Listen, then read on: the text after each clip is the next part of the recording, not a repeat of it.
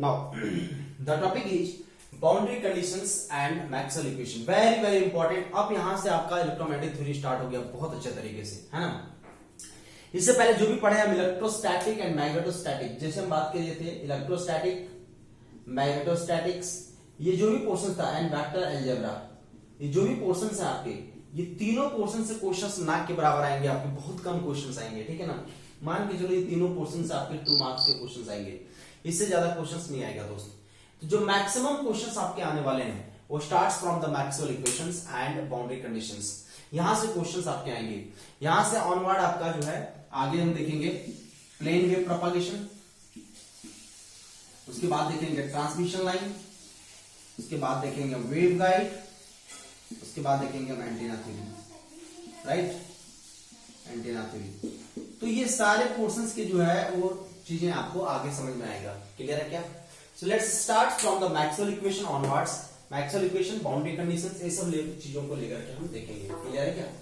चलिए, तो सबसे पहले देखते हैं हम लोग कि what is the Maxwell equations. So Maxwell ने 4 इक्वेशंस दिया था आपका. Maxwell का 4 इक्वेशंस है total. That is nothing but जो Maxwell है उन्होंने 4 इक्वेशन जो अपना डिफाइन किया था वो कौन कौन से इक्वेशन थे.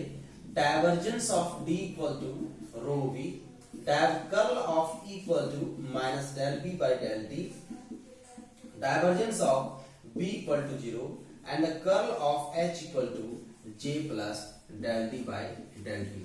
हम इन चारों का डिस्क्रिप्शन देखेंगे कि how it is related and on which phenomena it depends the Maxwell equations. So Maxwell equations के कौन कौन से phenomena है और किस पे ये डिपेंड कर रहा है, this is nothing but Maxwell equations. So now Maxwell equations का जो फर्स्ट टर्म है आपका, फर्स्ट जो पोर्शन है आपका, वो सबसे पहले देखेंगे हम लोग कि आपका divergence of D equal to rho V. Divergence of D equal to कितना, रो वी, इसको प्रूव करना है. सो मैक्सवेल इक्वेशन को समझने के लिए सबसे पहला हम जो इक्वेशन देखेंगे वो देखेंगे हम लोग Gauss theorem. Gauss theorem, right. Gauss theorem क्या बोलता है कि total net outward flux, net outward flux through any closed surface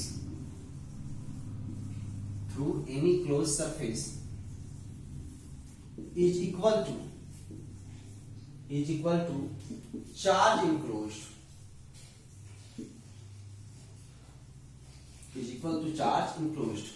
जैसे मान लिया ये आपका कोई क्लोज सरफेस है, इस क्लोज सरफेस से कितना आउटवर्ड फ्लक्स जा रहा है, कितना आउटवर्ड फ्लक्स है, these all outward flux is equal to Q enclosed.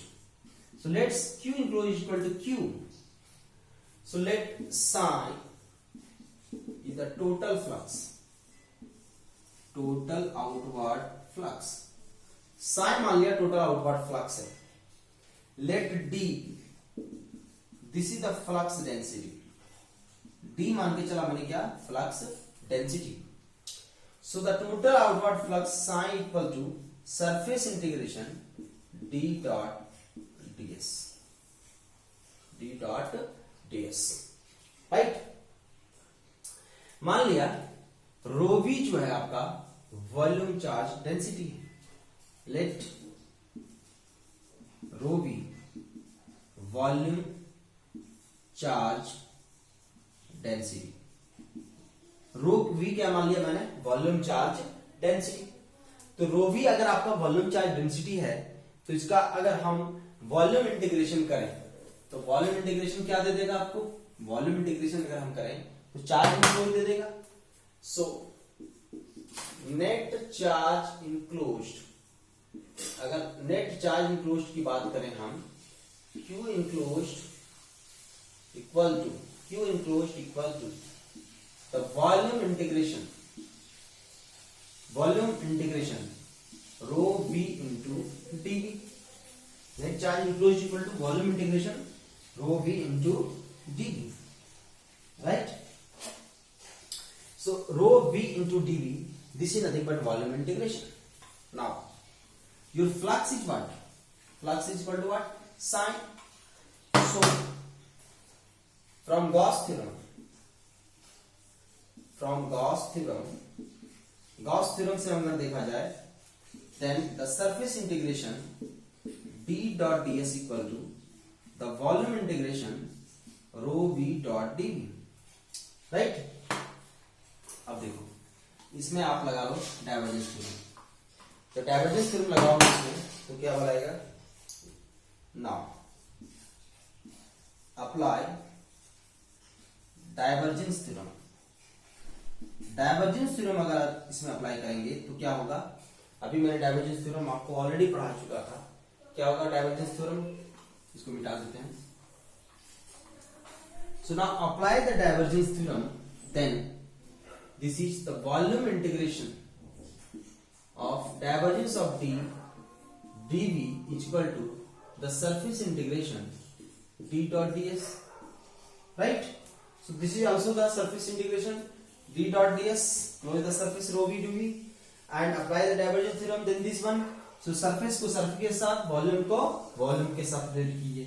So this is the equation 1, this is equation 2. Now equating equation 1 and 2, equation 1 and 2 को equate करेंगे तो क्या बनेगा, divergence of d equal to rho v, divergence of d equal to what, rho v।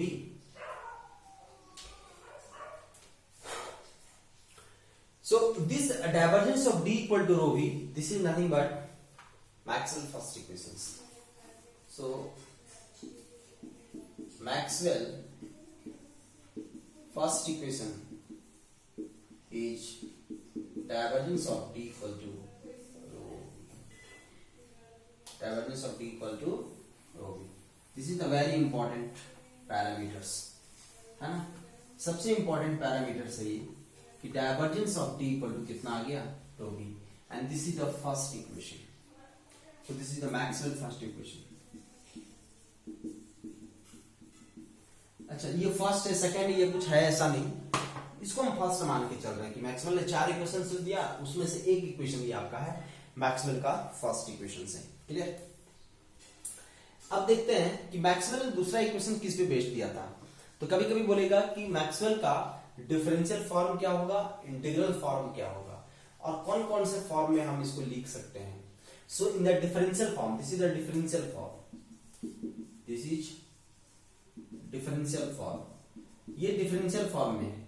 अगर integral form में बोला जाए तो क्या होगा, volume integration divergence of d dv equal to surface integration d dot ds is equal to volume integration rho v dot dv. So this is in the form of integral form. So there are two types, one is the divergence or another one your integral form, other is your differential form. So this is in the form of differential, this is in the form of integral. So ये integral form है और ये आपका क्या है, आपका differential form, ठीक है। चलो अब मैक्सवेल का हम दूसरा इक्वेशन बनाते हैं। मैक्सवेल का सेकंड इक्वेशन क्या कहलाता है, इसी को हम बोलते हैं Gauss theorem of the magnetostatics भी, Gauss theorem of the magnetostatics या फ्राडेज लॉ, फ्राडेज लॉ पे भी आपका बेस्ट है ना। So Maxwell second equation based on the Faraday's law. So first of all what is the Faraday's law, Faraday's law क्या है। So second parameter हम पढ़ेंगे what is the Faraday law, what is the Faraday law. Faraday ने क्या बोला था, Faraday ने क्या बोला था कि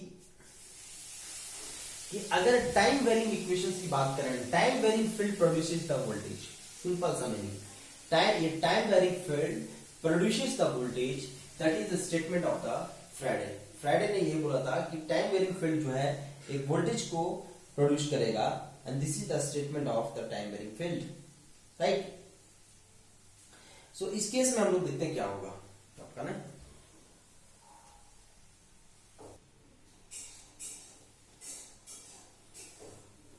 चलिए फैराडे लॉ क्या बोलता है आपका, फैराडे लॉ बोलता है मान लिया कोई आपका क्लोज सरफेस है, जो बाउंड्री लाइन है जिस पर डीएल एलिमेंट्स, मान लिया this is the electric field, मान लिया इसमें जो करंट फ्लो कर रहा है आपका वो आई करंट फ्लो कर रहा है आपका, राइट।